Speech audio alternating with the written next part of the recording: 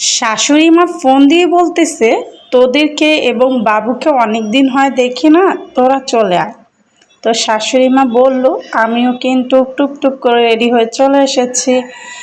এসেই দেখি শাশুড়ি মা আমাদের জন্য অনেক অনেক খাবার রান্না করেছে, স্পেশালি তার ছেলের জন্য।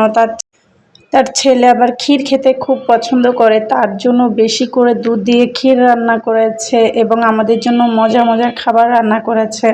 তো এসেই আমরা খাওয়া দাওয়া করে নিলাম। যেহেতু আমাদের বাসা মালিবাগ আর আমার শ্বশুর বাসা হচ্ছে মিরপুর, তাই হচ্ছে আমাদের সকালবেলা রওনা দিল। যেতে যেতে অনেক সময় লাগে, প্রায় দুপুর হয়েই যায়। তো যাই হোক, আমরা সবাই মিলে খাওয়া দাওয়া করে নিলাম। আমরা শুধু একা যাইনি, কিন্তু আমার ননদ ননাসেরা সবাই মিলে আমরা একসাথে ছিলাম এখানে। আর এই পাশে এই বারান্দায় এসে দেখি মাশাআল্লাহ মাশাআল্লাহ আজকের আকাশটা কত বেশি সুন্দর লাগতেছে, তাই একটু ভিডিও করে নিলাম। এইখানে দেখলাম যে আমার শাশুড়ি মা হচ্ছে তোমার কুমড়ো গাছ লাগিয়েছে, কি সুন্দর হয়েছে, আমার বাড়ির মতো। আমার বাড়িতে আমি কুমড়ো গাছ লাগিয়েছি, আমারটা অবশ্য এত বড় এখনো হয়নি, তবে একদিন না একদিন বড় হয়েই যাবে, তাই না বলো? কে কে শ্বশুর বাড়িতে ঘুরতে গিয়েছো? আজকে শুক্রবারের দিন, সবাই কোথাও না কোথাও ঘুরতে যায়, তো আমি আমার শ্বশুর বাড়িতে ঘুরতে আসছি। আর এখানে দেখো আমার শাশুড়ি মা হচ্ছে এই রোদ্রের মধ্যে পাতিল শুকায়। মানে আম্মু সবসময় দেখি এই রোদ্রের মধ্যে, এই বারান্দার মধ্যে প্রচুর রোদ পড়ে, তাই এই বারান্দার মধ্যে যত ভাতের হাঁড়ি পাতিলগুলো আছে এগুলো এখানে এনে শুকায়।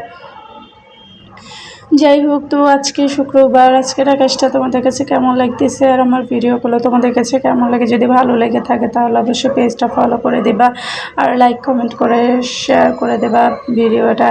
এনিওয়েজ, এই যে দেখো এই পাশে হচ্ছে বস্তি, এটা হচ্ছে মিরপুর। এটা কি বস্তি অবশ্য আমি জানি না এই বস্তিটার নাম, মানে কোন জায়গার বস্তি। বাই দ্য ওয়ে, এখানে একটা পোকা দেখো, এটা হচ্ছে মেবি বল্লা বল্লা বা মৌমাছি, না এটা বললেই হবে।